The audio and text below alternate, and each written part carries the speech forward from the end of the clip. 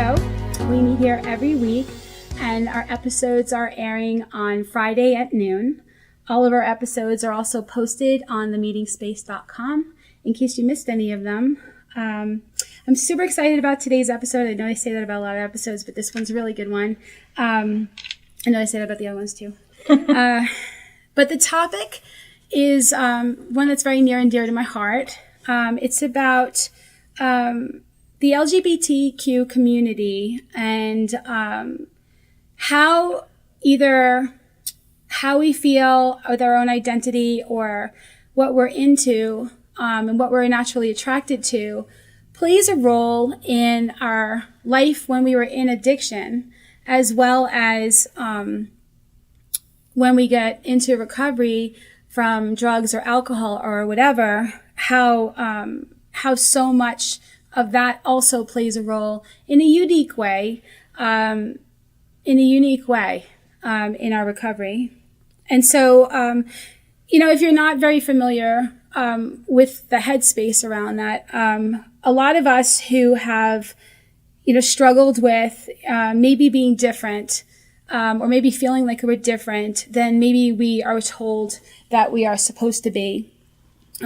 Just addiction from drugs and alcohol alone, most people talk about feeling terminally unique or different or feeling like they have a lot of shame, like they can't really talk about themselves with people. They have more secrets. They feel like nobody would understand, nobody would love them. And that's just straight in just addiction, period. A lot of us have to heal from a lot of tremendous amounts of shame and insecurities and guilt and fear and all that. But you add the LGBTQ element, and there are certain things that you may not be able to really truly address with somebody who doesn't have that experience in your recovery, and it does affect things. So, for example, if somebody has a lot of shame, they are going to be obviously uncomfortable in their own skin. If they have a lot of shame, they are not necessarily going to be talking honestly about what's really going on with them. And so when we feel like we can't talk about something, just the very feeling that we can't talk about something creates this sense of less than and fear of being hurt or judged. And that's incredibly hard to tolerate, and then if we want to do something or talk about something or experience something and we have all that shame, we're likely also going to want to do something to help us feel better or at least numb out or change our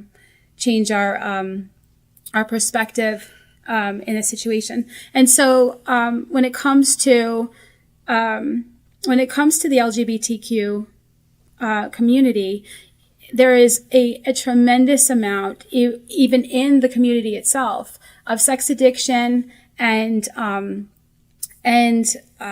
outside of the community, if we're not actually being true to ourselves and necessarily identifying with our true authentic self and having peace around that, there could be sex addiction in that as well. The secret thing that we do that nobody can know about, and it just adds on top of it. So drugs and alcohol, and sex addiction and avoidance and isolation and sexual anorexia and fear of sexual abuse recovery. There's a lot of elements to what happens in addiction. Everybody's story is different, but there's a lot of similarities. And then what has to happen for us to heal in our recovery. I personally have seen somebody even who was married with children and was fully in addiction the entire time. And then when this person got sober, this person realized that they were living a lie and they were using the drugs and the alcohol to maintain and keep them able to be in that life, and ended up coming out in recovery. So there's just so many different angles to it. But, even as a society, as a society, even though we're becoming more of an open society and people are identifying with different pronouns now, and being much more tolerant, much more understanding, there still is a lot of prejudice. There's still a lot of judgment, and there's still a lot of fear, and there's still a lot of danger of being in situations where you could get physically hurt or judged, or it could affect your family, your relationships, your friends, your work. And so, so I'm joined here with, four other people. And each person has a little bit of a unique story to tell. And then, so we're each going to talk about ourselves, a little bit of where we are, where we were, and how this topic, means so much to us. And then we're going to take a break, and then we're going to ask questions and be asked questions, and it's going to be a lot of fun. So I'll go first, as I always do. And so I will share. If you haven't seen any of the previous episodes, I'm coming up on 24 years clean and sober off of drugs and alcohol. I grew up really early on. So I had a lot of sexual influences in my childhood, and my dad was a sex addict, and he went to the parties and he went to the clubs with the glory holes and had parties in the house and watched Playboy, and there's also a lot of that energy around. And so as I said in a previous episode on being a sex worker, I ended up having such a focus on sex, but I was so abused by my dad, and my mind was so twisted in my relationship with my father that there was a period of time when I felt that I wasn't sure if I was ever going to want to be with a man ever. And I remember that. I remember thinking that when I was a little girl, and I remember looking at all the Playboy magazines and the TV show and sneaking it, and I remember thinking, well, then maybe I'll just be with women. But I just, I had the awareness that I needed to recognize that, if I was to go in that direction, it wasn't because that was really what I needed. It was because of the not wanting to, just feeling so turned off to, just affected by my perception of my dad. So, as I grew up, I was very sex positive. I was very I did a lot of that, masturbating to myself, with myself, obviously masturbating, and but I spent a lot of time fantasizing, and I fantasized about being with men, and I fantasized about being with women. So I've always known that I was bisexual, and but I knew that at the time, being with a woman wasn't seen the same way as being with a man. And honestly, it still isn't. I mean, there's a lot of times I'll meet a guy and he'll be oh, that's really hot, not really just seeing it as, just another person that you could be with. But, so I felt like I was very out because I ended up becoming a stripper when I was in my 20s, and I ended up living a life where people could be whatever they really were. And so, and even through my own drugs and alcohol, I was able to express that. And it wasn't until I was in I was married to a man, and when I went to get married to him, I remember my issue was I was never going to be able to be with a woman again. That's it. I'm picking a sex and I'm staying with it forever. And I remember praying and feeling, and I was in recovery. I was well into recovery, and I remember thinking, but this is my best friend, and that's okay. I must be a sex addict to have such an issue with this, and blah, blah, blah. Well, so when we were married, about a good year into the marriage, it became relatively sexless. There were some things he was working out. It's not for me to tell you on the show. And I felt like, Well, first I felt like it was karma for being a stripper, that now I was in a marriage where nobody wanted to touch me. But I also felt like, like all my shame stuff came up, all my stuff about being wanted, etc. And, we were together for a while, years, without having any really strong, overt physical expression. And, I couldn't take it. I was starving. I was going out of my mind, and I was so afraid I was going to cheat on him. And so what ended up happening is we opened up the relationship. And by opening it up, meant that everything was going to be honest. Everything was going to be above board. Nobody was going to have secrets. There was going to be no cheating, but it was going to be an open relationship. And I started learning about polyamory. And polyamory is not swinging. Nothing wrong with that, but it's not swinging. It is the capacity to love and have a significant relationship with more than one person. Mm-hmm. And what was explained to me is that just like you can have 3 kids and you love them all differently, you can actually have 2 partners and love them differently, but love them a lot and have like a significant relationship. And so I got my head wrapped around that. And then I started having other things come out about, liking this with this type of person, liking that with that type of person, and then BDSM and different identifications came out of me, and it was just, my recovery actually went another level. I started learning even more about myself, and was able to heal some childhood traumas through even all of that. It ended up becoming obvious to me, though, that I needed to, my ex-husband, obviously now I spoiler alert, we got divorced. But I ended up realizing that I needed to stop this with him, because in my mind, we weren't having sex, and why be together? And that was just my own stuff, right? So we got divorced and decided to keep what was working, which was, at the time we were business partners and we were best friends. We're no longer business partners. And he met somebody else. And I, had a friend who I had known for a while, who I met once years ago, who ended up coming to work for me, who, I loved, I looked after, I had a very kind of protective, maternal kind of instinct around her. And, but I never thought that, she would be somebody that I would want to be with, because we were so different in certain ways. And I had already been in, 2 other relationships with women, and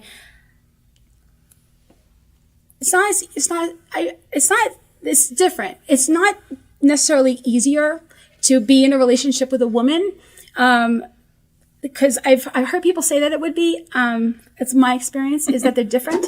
But I wasn't looking for it. And I was also not looking for polyamory anymore. I was like, you know what? Let me try monogamy again. Maybe I just need to be with the right person. Well, going through my divorce, I get closer and closer with her. And then she has a situation with her house, and she moves in with me. And,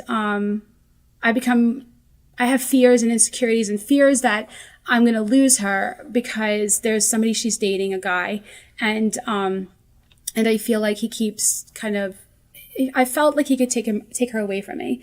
And what was kind of interesting is she was one time complaining that she doesn't know if she'll ever have like a significant, healthy love relationship. And I remember telling her, it may be somebody you already know, and I swear I did not mean me. I had no idea I just said something I felt to say, right? So, next thing you know, we go on a trip with this guy that she was, dating, and we come back without him, and we are now together. And, one thing led to another, and we realized that in some way, shape, or form, our souls were joining, and we were like falling in love for a long time, and we were just the last to know. And and so that meant, okay, so what does this mean? And so the last thing I'll say is it meant because I know myself, and to be true, and this is what I learned in recovery, is to be authentic, is to be true to that. I know myself, and that means that I can't just be with a woman I will want to be with a man too. And this is just how I am. Which meant back to polyamory, which is not what I wanted. I didn't know what I wanted. Recovery is all about discovery and more authenticity and clearing out whatever my fears and my shame tapes are. And so, we have been together. We're in an open relationship. We love each other very much. We've committed to each other. Our rule is that neither of us can be with another woman, but that's okay because, interestingly enough, she's all the woman for me. And because she's laughing, I guess you can hint of who the person is. Thank you for outing. Anyway, now it seems like I had no issues with most of what I just said, but I promise you, I had a lot of issues with a lot of parts of this. And it's something that I would never be able to be comfortable in my own skin and know myself this truly and be willing to keep learning and keep healing and healing trauma and insecurities and shame tapes and fears of what people are going to think and et cetera. If I was using drugs or alcohol, if I was still checking out. And so I very much am appreciative of this topic, and I support it wholeheartedly for people to wake up, become more authentic, heal, not just get off drugs and alcohol, but keep leveling up and having healthier and healthier relationships. So now might as well. So we'll go to Tay-Tay. She'll share a little bit about herself, and there we go. Hi, I'm Tay-Tay. If you haven't seen it. Previous episodes. I have 15 years in recovery, and you know part of my story already. But so I grew up knowing that I loved men. I was sexualized pretty young and flirted with every guy that I met, and thought that love was through sex and that was the only way I was going to find it. But every guy I slept with, I thought was going to be the last guy I slept with. Cause we were going to be together forever, even though we met at a bar on a one-night stand. But that was just, my delusions and my addiction. And, but I always had a attraction to women.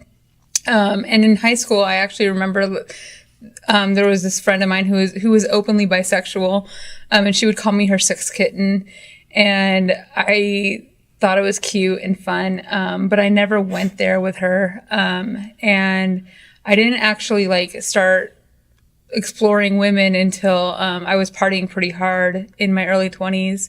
And I really enjoyed being with women, but I enjoyed being with women because the guys then wanted to be with us, so it was always kind of a attraction to the guys.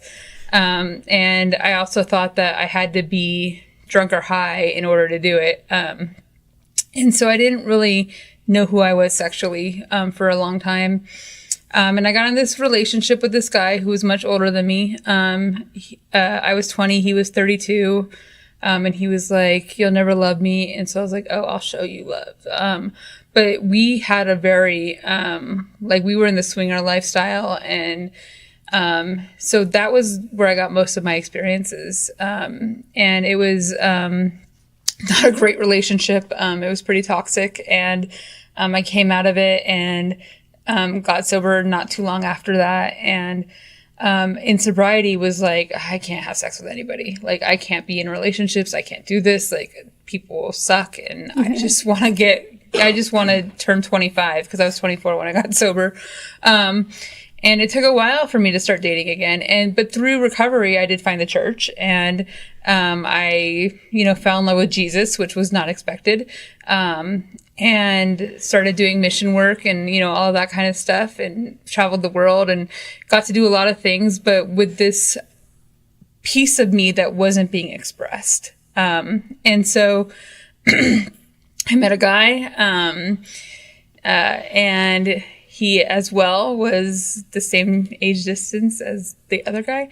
It's a thing for me. I don't know what it is, but whatever. That and dating her bosses. Yeah. I like people born in the same year that I work for some reason. Anyways, so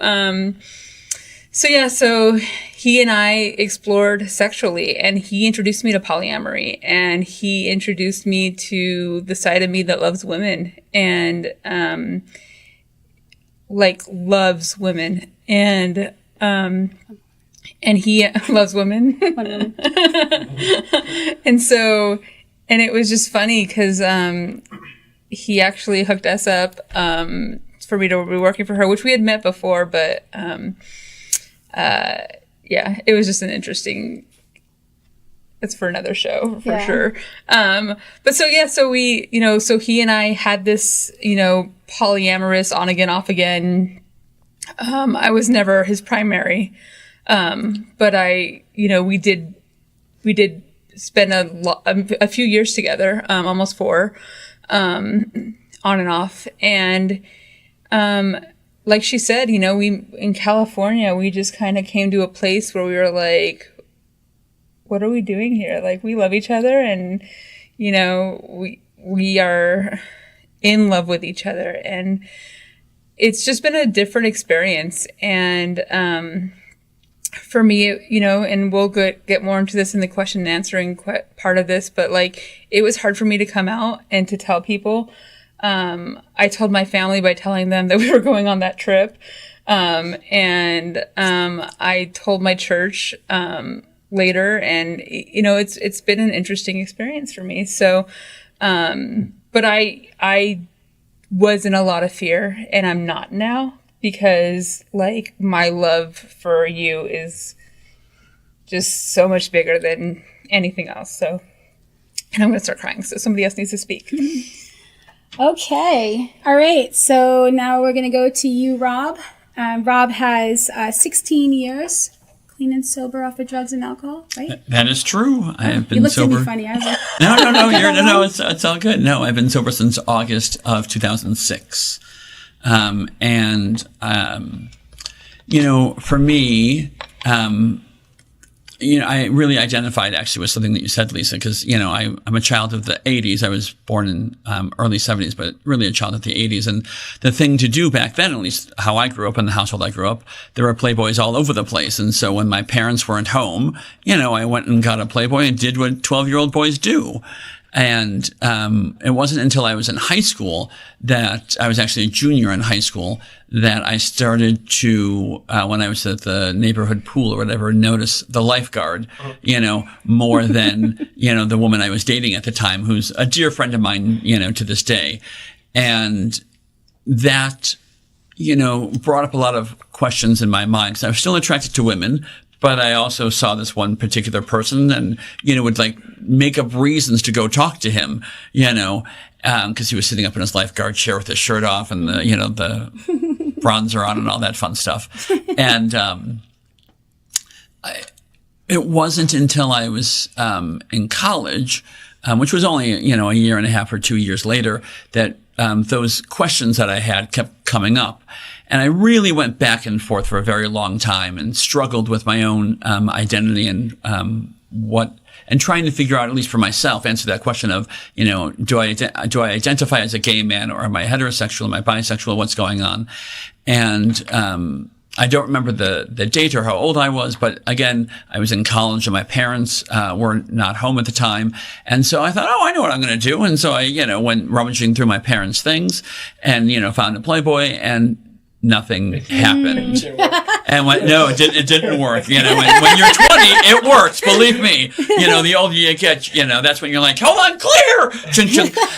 Anyways, so but that was I hate to bring up Oprah, but that was my aha moment, right? Where I'm like, oh, I am gay. I have been struggling with this for the last 2 whatever plus years, and I'm like, okay. Put the Playboy away and went out and got Playgirl, and that was just, sort of what I did. And for me, within, at least in Chicago, which is where I grew up, within the gay community, once you are of a certain age, it's very easy to get your physiological, needs met. And it can be a little scary going into those places where you can get those needs met because nobody gives you a rule book. Nobody gives you a map and tells you what to do, what to say, who to go to, what. So there was a lot of, shall we say, trial and error, baptism by fire. Sometimes a little too soon and, and sometimes regrettably. And so, I would sometimes find myself having to, drink and do other substances in order to visit those places to get those needs met. And it took a long time to accept that was just where I was in my life at that time.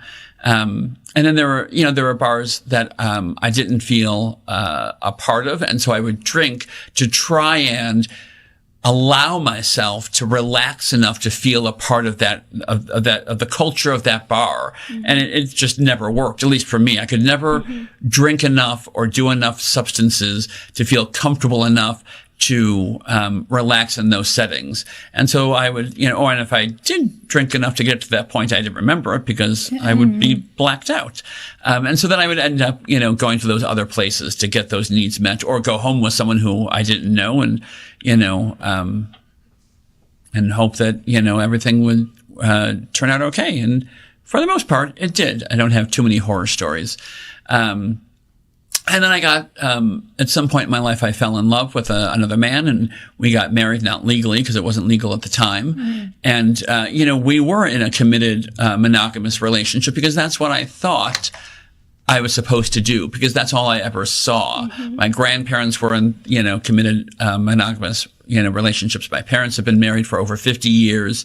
And as I got, and we eventually divorced, again, not legally. And I had to, again, sort of figure out what all that means and where is my place in this world and what does this mean for me and how do I deal with all these feelings that I have regarding the dissolution of my marriage. And so I would just drink, to try and cope with those feelings. And eventually I just, I do what we always do, or most of us do, and that's, I burned my life to the ground, and I went back to those places that I needed to go to in order to get whatever needs I felt I needed to have, whatever needs I needed to have met at that very moment. And I'm grateful for recovery because I've learned a great deal from it. And today I'm in a relationship with a man who, I care about very deeply, and I'm learning a lot. This is my first long-term relationship in recovery. And it takes a lot of work, but it really is worth it. Yeah. So I'm very grateful. Thank you. Okay, we're going to go on to Gene, who has 19 months, and he works in the recovery store. Yay! Hi, thanks for having me. I'm so excited. We've been chatting about this episode for a while, so I'm so excited to be here.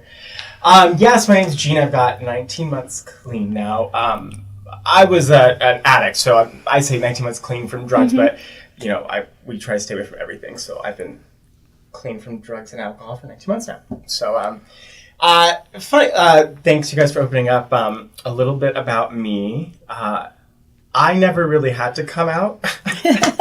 There never was a closet I was in. Okay? I never had to have this moment of self-discovery. I'm so fortunate for that. I have a beautiful, supportive family, and I grew up in a great time, and I went to an amazing school where there was no need for that drama, so I got to skip that. You know what I mean? Obviously, right? I'm a proud gay man. I always have been, and how I got into the drug scene is I'm a proud gay man who loves to have fun and is very sexualized, as most gay men are, in our time, I would say. And that just went hand in hand, So, and the other thing is, right out of when I was about 20 years old, I got in a relationship, and I was in that relationship for about 4.5 years.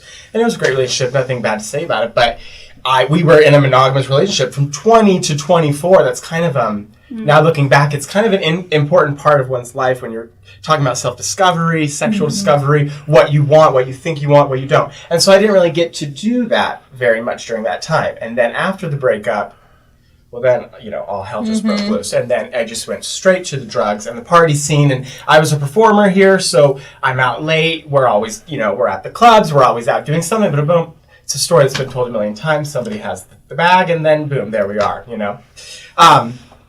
So I struggled with that, but I'm excited. I've already got all these questions going through my head, from what you guys were sharing. I can't wait to hear what you say. But regarding this episode, I'm excited because, again, like we said, I'm 19 months clean, and I think that's still fairly a young time in sobriety, especially, compared to all the years you guys have. And I'm still learning so much. Like you said, it's all about discovery, and really I'm discovering so much about myself and what I thought I wanted wasn't true. And I'm like, well, yeah, of course it wasn't true. You were under the influence for 6 years straight. You have no idea what you want. But it's a little shocking, and it's a little, and I almost don't know how to feel, because the things I thought I wanted so badly, as far as like in a partner and in sex, now they don't even really, they're not even on my radar, and I almost don't know how to feel. Like, well, then what does that mean? What do I want? What do I do? So I'm interested to pick your guys' brain a little bit about that, but just, that's it. Getting back to me again, we say no one's story is really special, and it's really true. I'm just the run-of-the-mill gay tweaker who had to find his way back home, and I did that through, I had to go to, and when I say I had to, it was necessary, but I had to go to a 6-month rehab program that was amazing and changed my life and got me back on track and got me here today, and I'm so thankful for it. And that's my story, and I'm sticking to it. Awesome. Thank you. Welcome. Okay, and now we have Adrienne, who is coming up on 7 years. Yes, it'll be, thank you, Lisa. It'll be 7 years on the 25th. And, to be honest, I'm over here sweating because I'm all nervous. And I'm like, where's the air at? They turned it off. And truth be told, it's because it's like me coming out again, like publicly, because I've never publicly talked about my sobriety. So this is the first time for me doing that. We would never think we would be shoved in a closet again. Well, for me, I really didn't come out about it. I didn't share it with anybody and publicly. And so today I get to do that. So thank you, Lisa. That's awesome. It's been something that I've been wanting to do, and I just haven't done, and I get to do that today. I'm so grateful. A little bit about how it was before, as far as, I'm from a small town. I was in the closet, and, I never knew. I identify as gay. Him, they, them is, the ones I use, and never knew what that was. I didn't know being gay was okay. At first, I just wanted to be normal, and why didn't God make me a girl? And, I had a crush on my 5th grade teacher, and, how do I do that? And I just stuff all those feelings away, and, it's not okay. And, I heard of, Rob was sharing earlier about when parents leave, go to Playboy. Well, when my family left, I threw on the towel and I choked it up and put some lipstick on and let me talk to a boy, and that's where I went. And, my family was, Hispanic, and, I come from that Hispanic background, and it's not okay. And, when I finally did come out and tell them that I had these feelings, it's like they were semi-okay with it, but don't bring it around the house. Don't bring it around the house. And my family didn't want to, my dad didn't want to have anything to do with me. I was gay bashed, in middle school. I come out to Vegas, and I get to experience they are gay people, and they exist, and it's okay, and but we're hidden at a club. That's the only place we get to be ourselves, and that's the first time I started to drink. I remember when I started to drink, I started to use, I started to do the ecstasy, I got that liquid courage and talk to the boy and hold hands, do all that stuff, and that's where I get to be me. I get the liquid courage to be gay Adrienne, and that it's okay. And, the weekend shuts down, and I go back to my week of, at work, and work can be so politics, and I didn't know what politics were, and so I started living them, and I get to live them today, but I get to not be in the insanity of it. And that's because of sobriety. And, I just, family accepts me today. I'm so grateful for that. And my sister, she raised me since I was 9. And just to backtrack a little bit, my mom, passed away when I was 9 years old. She had cancer. It fully was, they couldn't do anything about it. And You'll see my hands move because I talk with my hands sometimes. Maybe it's a gay thing. I don't know. And so, my sister raised me and my brother-in-law, so they were my parents. So we come to Vegas, and, I turn to drugs when I lose my sister, to drugs and alcohol. She was an alcoholic, and she drank, and she had the inflammable stomach, and they couldn't do anything. And I decided I'm gonna slow my drinking down, but I turned to drugs, and I just took off from there, and opiates became my addiction. And let me find a rehab that's gonna be LGBT friendly, and I find Desert Hope, and those of you guys that are struggling with checking in or not checking in, they do exist. And you just look them up, and that counselor will help you. And I got to check in, and I was there just to get off the drug and do my 30 days. But I stuck with sobriety, and I got to find Adrian. I got to love myself, and that was the reality. I did not accept my sexuality, and I did not know that. And the dad that didn't want anything to do with me, and the people that gay bashed me, I got to learn how to forgive them. And I got to love them because they didn't know any different. They didn't. And I get to expose those feelings and let them go, and transform from this caterpillar into this butterfly, and just paint how I want my wings to be. So that's me today. Beautiful.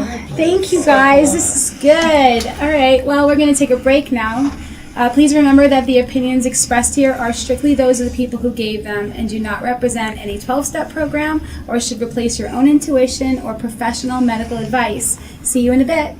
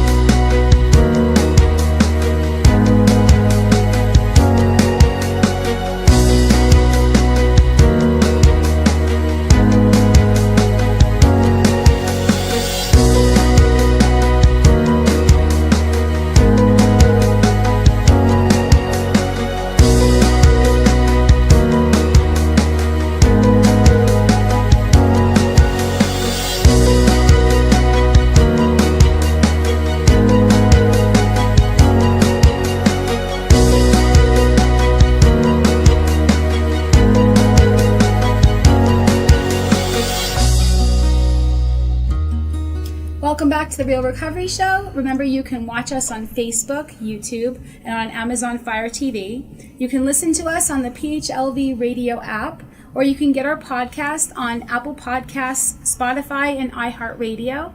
And if you're not hooked up with any of those things, or none of that means anything to you, just go to themeetingspace.com and click on The Real Recovery Show.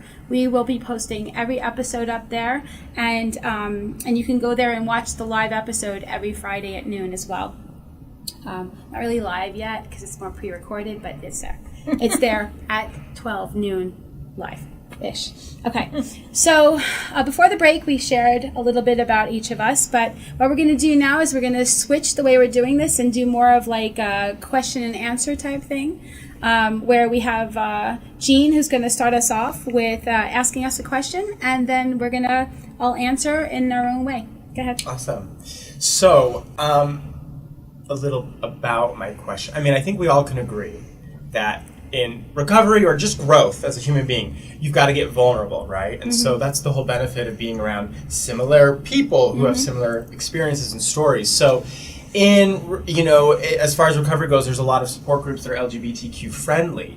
And I personally love going to them for that reason alone. It helps me really get vulnerable. Not to say that a hetero-friendly meeting is going to be I won't get any benefit from it, but sometimes we have a little shame of my gay excursions, you know what I'm saying? That I don't know if the mom of 3, from soccer practice is going to relate to or look at me, or, I don't want, and sometimes those things could get in the way of somebody from sharing and growing and learning from. So that's that's one of the reasons I love an LGBT friendly meeting. But I want to know, what about you guys? What other benefits do you get from it? And do you think that it's more important to be a part of those meetings, or just go wherever you feel comfortable? Okay. Who would like to go first? When I first decided I needed to enter into the rooms of recovery, I decided that I called a friend of mine and I said, I'm having an issue, and she took me to my first meeting. And when I walked in, I looked around the room. And I said, well, I want to sleep with that person, and I want to sleep with that person, and that person's attractive. So, and I realized that if I was going to have someone guiding me through my recovery, that I needed to ask a woman. And so that's what I decided to do. And it was one of the best decisions I've ever made, because I knew that if I was going to be vulnerable, as Jean was talking about so brilliantly and eloquently, that if I was going to be vulnerable with someone, really for one of the very first times in my life, I needed to do it with someone I felt safe and comfortable with. And I felt safest and most comfortable with someone whom I, no offense, have no desire to sleep with. So that's kind of interesting because in alignment with the question, isn't it also that, aren't we also looking for somebody who's also going to understand us and what it is that we're going through? Well, and what I was going to say was, for me, I've had a lot of people over the 15 years that I've walked with in, trying to figure out who I was in sobriety and, deal with those vulnerabilities and stuff.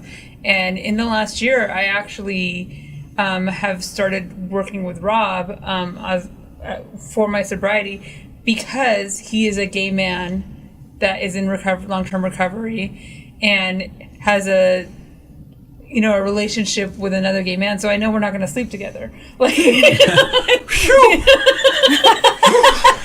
I got a little nervous there. but Please don't make me. but so, and I feel like he's someone that can help me in the areas that I haven't, because I've never been in a relationship with a woman before. I've hooked up with a few. Neither have I. A short period of time in high school, but But so he can help me in the ways that, I didn't get help from the heterosexual people that I worked with before. Mm-hmm. Yeah. For me, it was and all I did was, LGBT friendly support. And I ventured out, and I remember my spiritual advisor, suggesting to me, just close my eyes and listen to the similarities. Mm-hmm. And that's what I did. And so for me, the lesson was, and that's what it taught me, was how we're the same. It didn't matter what, gay, straight, it didn't matter about any of that. Mm-hmm. And I get to have these friends, right? And I get to go and be this herd with them, and because they say the person that's out there that's a lone sheep will get attacked by the wolves, and I didn't want to be that lone sheep, and I was that lone sheep for a long time, even before sobriety. And I get to help people, and for me, I started going to women's support, just strictly women, because I got to share about the bookstore, about Grindr, about hooking up with the guy, or the guys that got me to the meeting. And sometimes that's what got me to a meeting, was the cute guy, to go see the cute guy. And it was whatever it was that got me to that support team and to that support for me to stay sober. And I am there with these ladies, and I get to share this experience, but now I get to have that once a week, right? So that's where I get to share that, and then I get to go to the regular meeting and share what I need to share. But then I realize I have a gift. I get to help women, I get to help men, I get to help my community, and I get to help. Yeah. And it takes me out of myself, and it takes me out of this thinking, because I have a thinking problem, because that's where my thinking takes me. How I shared earlier is about it's me coming out and not knowing, and I hear that song in the back, I'm coming out, but it feels so much better when you just let go, and then you get to breathe, and you get friends, and you get to have that friend you get to call and talk about this and that. Yeah, so at the meeting space, we've had a whole bunch of different types of meetings over the years, and one of the meetings that we had was an LGBT friendly meeting. And it was an interesting approach. So it wasn't like a closed LGBT meeting. It allowed for people who were just curious and wanted to support. And I think the idea sounded really great. It had some drawbacks. One of them was when we would have sometimes people would go to the meeting who were not there necessarily for the LGBT and not there necessarily entirely 100% maybe for recovery. It was awkward. And, because they would share their opinions and whatever about their own, trying to understand. They're in their own headspace about whatever. So maybe it helped them. Maybe it helped them to look at things. But that wasn't why the meeting eventually ended up not working. Because it was pretty successful for a while. I feel like one of the biggest reasons is that it fell into a trap of being too much about the LGBTQ and not enough about the recovery, not enough about the alcohol and the drugs. It was too much, and it's kind of like it just became something where if somebody's going to go to any kind of support group or to go to that in particular meeting was an AA meeting, if somebody's going to go to it, they need to go to it because the primary reason is to to recover from alcohol and drug addiction, right? Mm-hmm. And so, because I was curious, it's obviously needed. The power of identification is so incredible, and it was a great energy for a while, so it was a shame that it didn't work out. But to understand why it didn't work out, helped me to understand the community even more, right? Because we want to talk to people and join with people who we feel will get us, right? And be supportive. Right.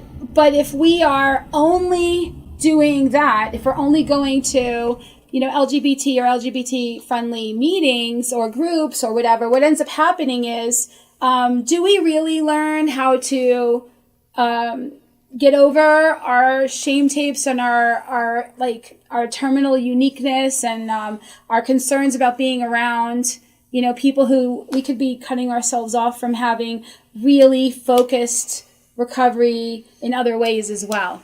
Mm-hmm. Yeah. Interesting. Love that point.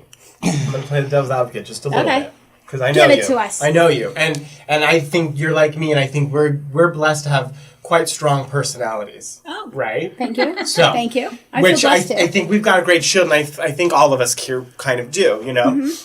And so I try to step out and think of somebody else, and I think of somebody who maybe doesn't. Right. Who really is maybe not even closeted, but just so unsecure with who they are and their sexuality, you know what I mean? That maybe they don't have that strength to go into a hetero-friendly meeting. Because, I mean, if I'm thinking about my rehab experience, although it wasn't LGBTQ, but they accepted me, no problem. Right. But it was a group of 89 men, and I was the only gay guy there. Yeah. So it is, and these are that you know of that we're not in denial. At the start. Okay, at the beginning of my rehab. Okay. There are 87, or at least. What are the chances of that? Yeah, So 6 months, you guys, a long time. But I remember the first day walking in. These were men that were just released out of prison. Big men, okay? And just little old me. It can be intimidating, even for somebody like me who is, proud and glitter. You know what I mean? So I just think of that. I just think of somebody who really, especially new to recovery, right? So not only are you uncomfortable with yourself, you also are coming out of your second closet, if you will, of admitting of your drug or alcohol problems. Right. So I can go to any meeting and I feel fine, but I can understand for somebody who hasn't experienced recovery so much that it would be a great stepping stone. But I do agree with you. I feel like it is a shame that meeting didn't make it, because I do feel like the power of identification and the ability to talk about something that you can't necessarily talk about in a hetero or even co-ed meeting. I mean, there's a reason why there's women's meetings and men's meetings as well, right? And just to go back to a little bit about what Jean was saying, those of us that are proud and are okay and we're able to help others. I think that's why I was questioned at one time, about me sharing, why do you always share into gay or why do you say you're gay? And for me, I do that because it helps others that are quiet or don't want to, say anything. Right. But I don't owe that person an explanation. And sometimes it's just about help. And, there was a point in my sobriety that I went into a depression and I stopped. And I was just, I was eating and I started paying for sex. And that's what got me out of myself. And, you know, when I was told to go to a meeting, I didn't go to a gay meeting. I actually went to a regular meeting and I threw everything up. And if I didn't throw everything up, I wouldn't have met the people I met there to help me pick up. And that's where I got to learn I don't have to do anything alone anymore. Yeah, beautiful. Very nice. Okay, so I think you had some questions too. Yeah, I actually had one question. Jean actually alluded a little bit to that second closet. And for me, it was coming out because for so long I was the church girl, you know? And so, like, for me, and going to a college. Yeah, I did. I was at a Christian university, and I was afraid they were going to kick me out.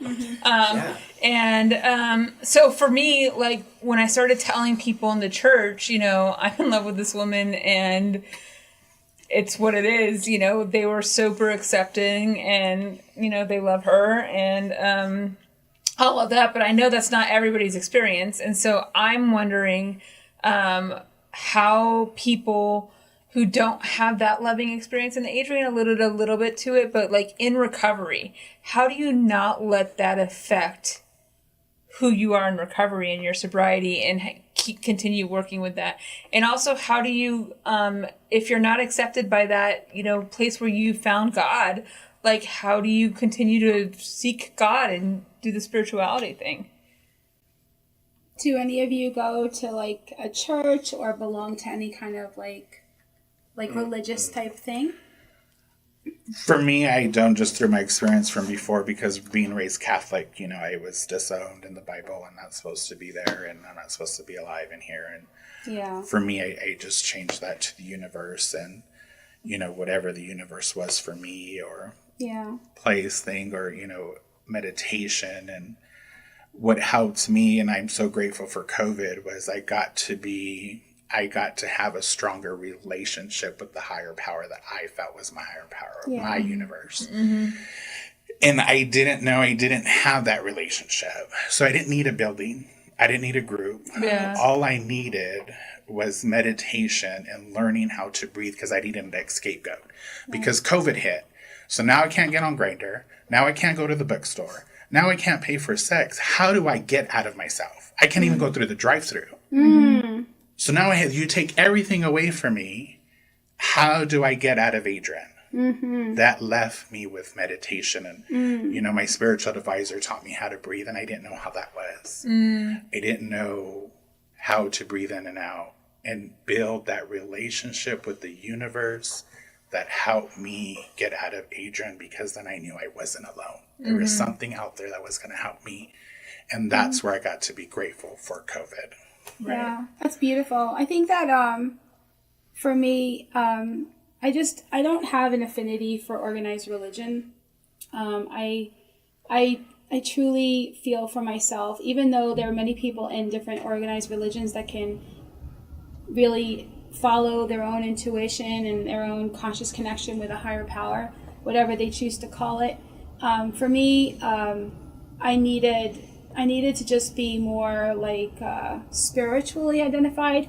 So when Tay-Tay and I were being Tay-Tay and I, and she's in college, and it's a Christian college, and she's done mission work, and she's literally grown up in recovery in church too, you know, and it's not everybody's experience. A lot of people, they don't have that experience. I feel like more often than not, they don't have that experience. So what ended up happening is for us, and I could speak that way. I feel like again, the redefinition of God for us, and you know, what's the kind of God that you believe in then? You know, what are you really afraid of? You know, and at the end of the day, she chose the God that we both believed in, that wanted our highest good, wanted us to be true to ourselves, wanted us to be authentic.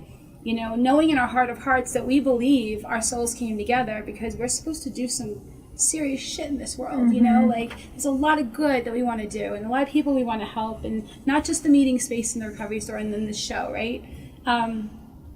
So that God, and so our relationship with the higher power and our story about that got even more softer and more whatever. And that, believe what you believe, take what I'm saying with a grain of salt. Everybody has issues one way or another that we're working out, right? And if the word God turns you off, then just, it's a higher power, the universe, love, whatever, highest good.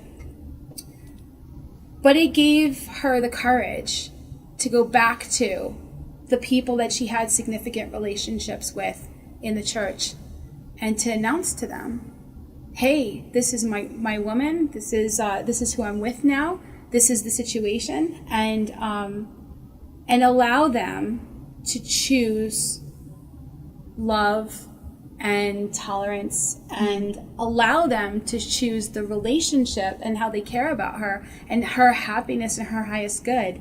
And that shows me that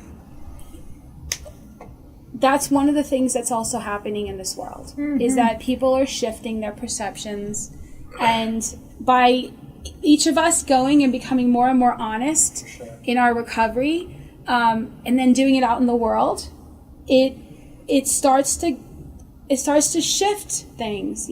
People start to realize that maybe that was antiquated thinking. So I'm not saying, and nor is she, that just go to the church and you're going to be loved and you're going to be whatever, because that may not happen. We don't live in a healed society. However, it'd be nice if we did. It would be nice, but maybe this is a step to that too. Absolutely. And so, but I will say this: the very fact that happened, and I experienced, because I read people's energy, and I'm like, is this person for real? Like, that's me, And I'm like that guy from Terminator with the okay, And so I met each of these people and felt the genuine energy and from them. And I mean, not to say that anybody in the church is bigger than anybody else, but we're not just talking about like somebody that goes to church. We're talking about senior pastors and executive pastors and worship pastors, and not just attendees, not just people that attend the church, but people that have dedicated their lives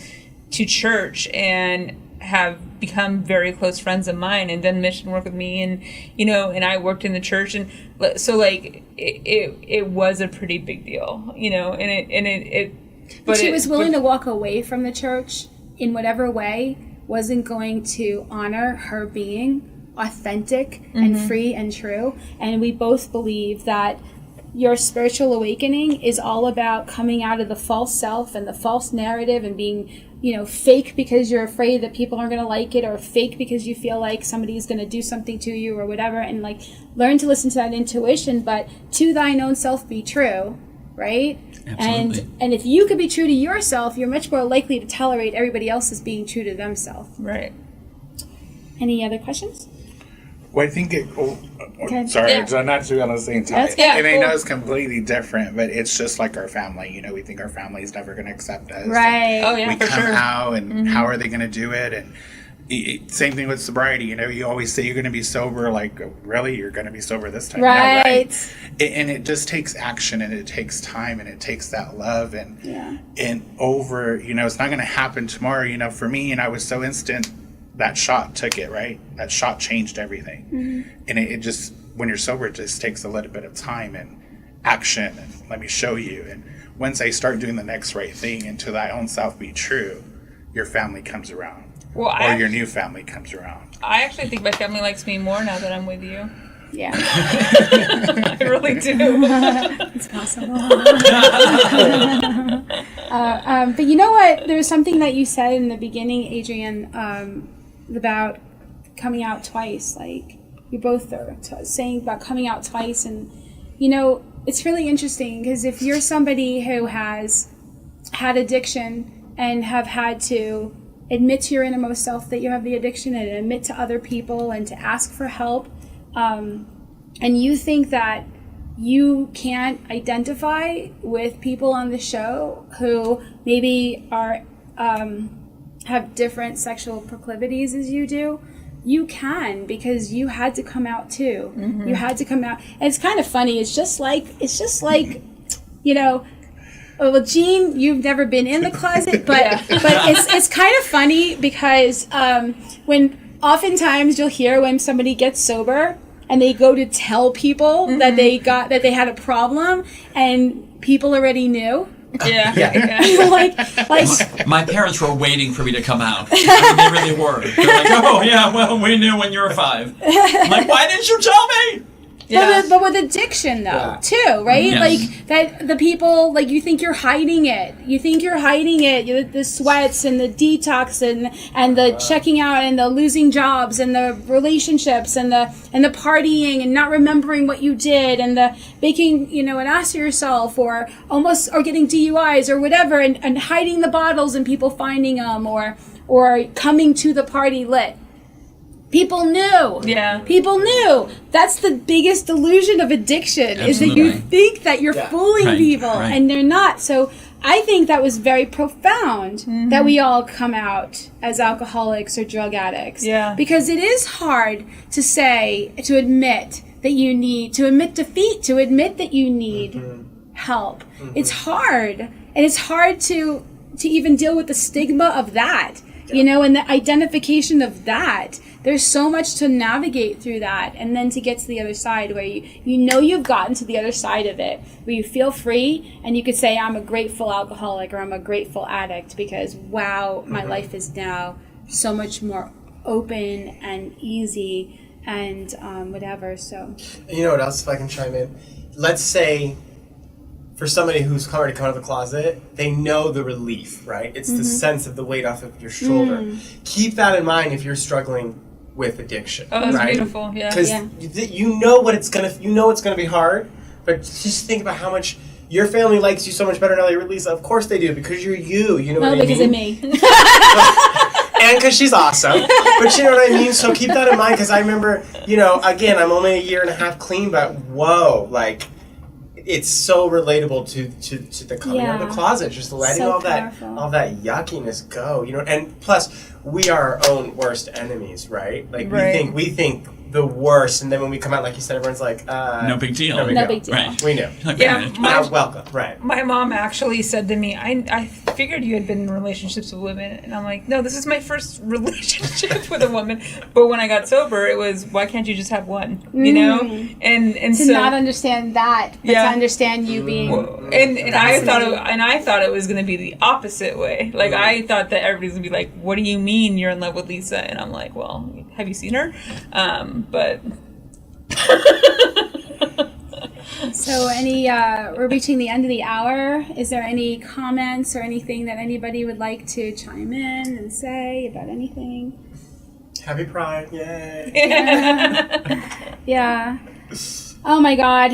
It's such a journey to go through your own awakening. And, there's this old spiritual saying that says that we are not human beings having a spiritual experience. We are spirits having a human experience. And so when you could tune in and get more authentic and more honest with yourself and find people that it's a safe place for you to be honest with yourself with, you will find not only tools, not only new ways of looking at things, but a host of friends that are now focused on the solution and want your highest good.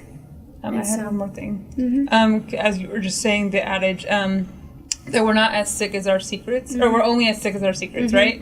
And so for me, keeping in who I loved, I wasn't able to love. And like a lot of people have noticed in the last year, a softer me, and a lot of that. It's also because of me, though. Well, it's completely because of loving you, because I never thought I would have that.